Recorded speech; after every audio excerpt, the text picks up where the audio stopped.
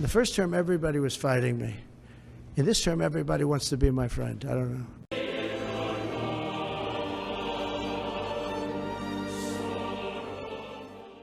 You know, the only thing better than that viral moment, which is all anybody is talking about from the Jimmy Carter funeral, nobody's talking about the eulogy, the messages, nobody's talking about Jimmy Carter, but they are talking about Donald Trump and Barack Obama kind of palling it up, laughing, and enjoying each other's company.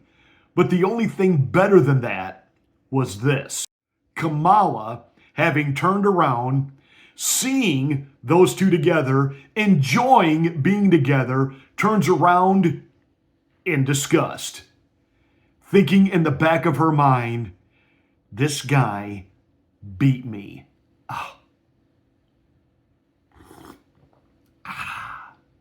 Delicious. Let's get ready to rumble! You can't handle the truth. Somebody to the top of the line!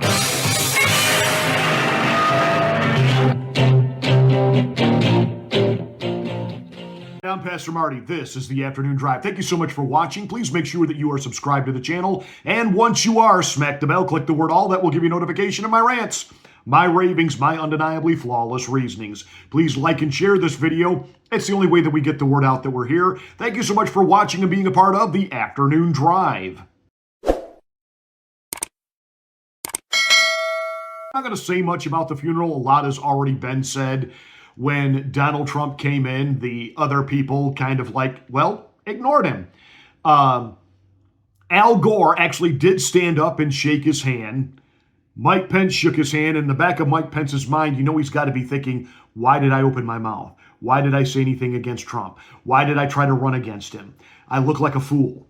Mrs. Pence wouldn't stand up, wouldn't shake his hand, didn't acknowledge him, didn't acknowledge Melania. Okay, Trump and Melania sat down, in come the Bushes. They ignore Trump, which, you know, if I were Trump, I'd ignore them. They are part of the Bush crime dynasty. I wouldn't want to be seen shaking their hands either. George Bush jumped up when Bill and Hillary walked into the room, and he was all smiles and waiting to be greeted, and they totally, just absolutely ghosted him. Didn't acknowledge him, didn't talk to him, despite the fact that they sat next to him.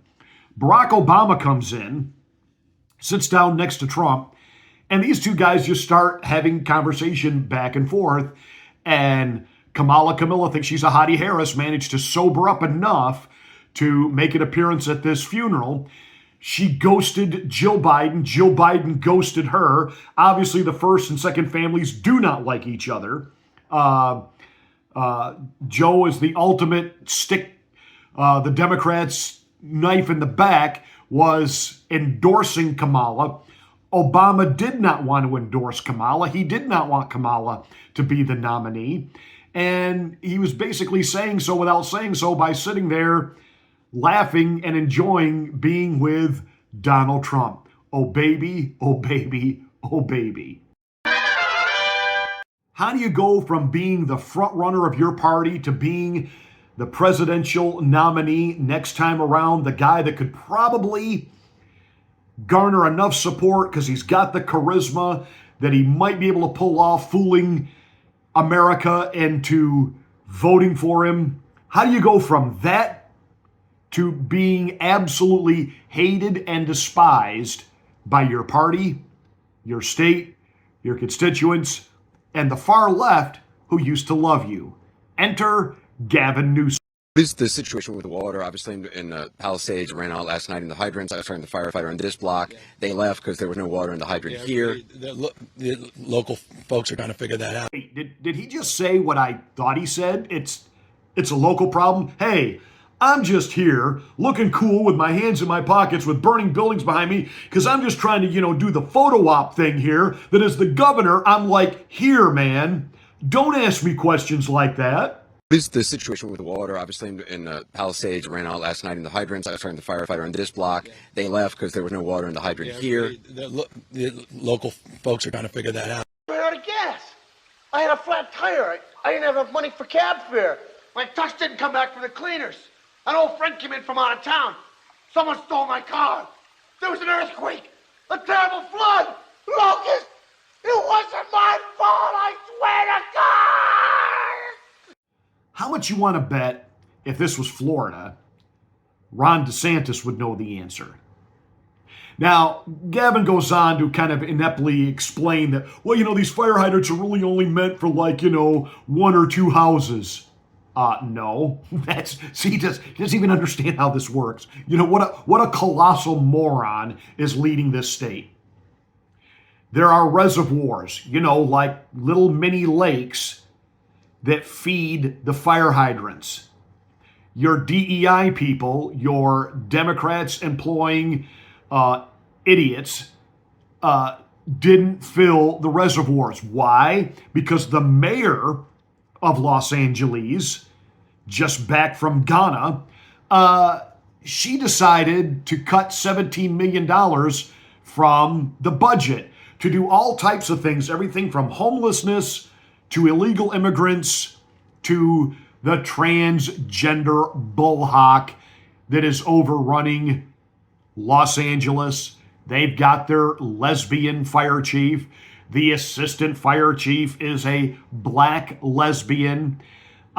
You've got the DEI hires are up for the Los Angeles Fire Department because, after all, according to the assistant fire chief, people of color, when they're in trouble, want to see other people of color coming to help them. Someone who looks like them. If I was in a house fire, if I was in a car accident, if I was being hunted down by criminals and I call 911, I don't care what color, what ethnicity, I don't care. Just send somebody who can actually help me. Isn't the job of the fire department to put out fires? But no, they've made it all about the DEI and the virtue signaling and, bowing down to the LGBTQ+1 mafia and giving in to their demands. And this is what we have. We have the mayor who everybody saw that press conference yesterday where, she read, if you need help, contact URL. That's a website, and you didn't give the web address. These people are just inept. They are incompetent. There's a part of me that's like, hey, California, you vote for this crap. And this is what you get. But the great irony that this is happening to Hollywood. Now, let me be abundantly clear. Our heart goes out to people who may have sustained significant loss. We know a lot of this is affecting middle class, working people, retired people who've lost everything because all the insurance companies have pulled out because they can't insure these properties or they'll go bankrupt. So there are people that literally now are homeless, destitute. Now we could get into how this was preventable. Had California engaged in proper land management and had done controlled burns and kept the brush cleaned up the way other states do. But Gavin Newsom just wanted to always virtue signal as being the ultimate tree hugger, wouldn't do any of that. And now they're paying the price for it. They want to blame it on global warming. Yeah, okay. They want to blame it on corporate America. Yeah, okay. They have helicopters that are designed to swoop down with buckets into the ocean, grab water, and the mayor of Los Angeles wouldn't allow that because the salt water would kill the natural vegetation. Correct me if I'm wrong, but are not the flames destroying the natural vegetation right now? Shouldn't our number one priority be to put the fires out? But the fact that this is happening in Hollywood, Hollywood who loves to virtue signal, Hollywood who loves to lecture America on how it ought to be and how it ought to behave, Hollywood, which has produced all of this woke ideology and propaganda that they put in our TV shows and in our movies, and they keep ramming it down our throats. And despite the fact that this last election cycle, the people by and large stood up and said, no more, we don't want this. It doesn't matter. They're going to keep making it. Netflix and the movie studios are going to keep trying to ram this down our throats. And it is interesting now, it's all going up in flames. I'm just making an observation here. Would you like me to get biblical on this? Should I make the Sodom and Gomorrah comparison?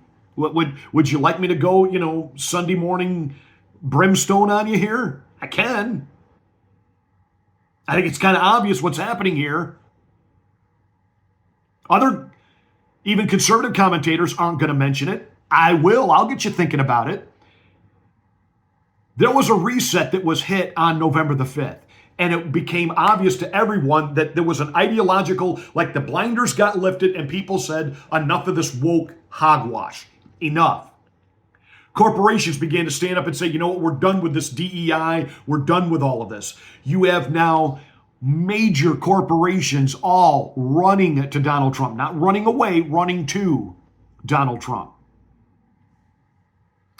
You have some of the elites now starting to look around, realizing the winds have shifted, literally.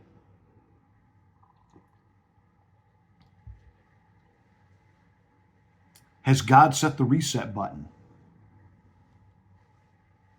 Has God set the reset button? There really is a God. He really is holy. And the fact that he is long-suffering and patient and has grace does not mean he doesn't have a limit. And is he letting America know your limit's been reached? This is a warning. Will you heed this? I hate to be Captain Obvious about this, but again, as they scramble in Los Angeles, we could talk about the technicalities of how this all happened, the gross mismanagement, listening to people telling their heart-wrenching stories of how they nearly lost their lives. But they can't stop the winds.